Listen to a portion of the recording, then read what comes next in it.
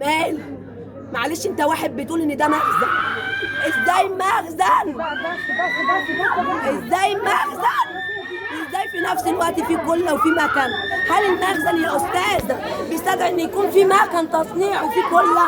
هل ده يعقل؟ معلش المخزن ده ان الواحد بيقفل فيه بضاعه، بيقفل فيه شغل، لكن ما بيكونش فيه كله وفي مكان، ما بيكونش فيه حاجات مستلزمات للتصنيع ذات نفسها، ما بيكونش فيه الكلام ده. فده حسبي الله ونعم الوكيل فيه.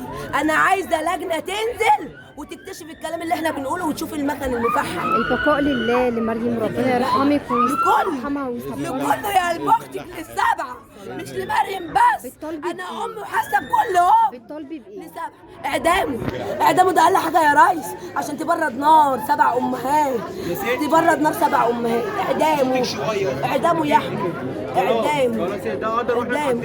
لا اعدامه انا راضيه بقضاء ربنا، راضيه، بس برضه يتحاسب عشان ارواح الناس مش لعبه في ايديه. هو كان عنده مصنع واحد ولا كان عنده كذا مصنع؟ لا هو المصنع ده بس اسمه صبر، صاحب المصنع اسمه صبر، اسمه صبر. حياتك البيان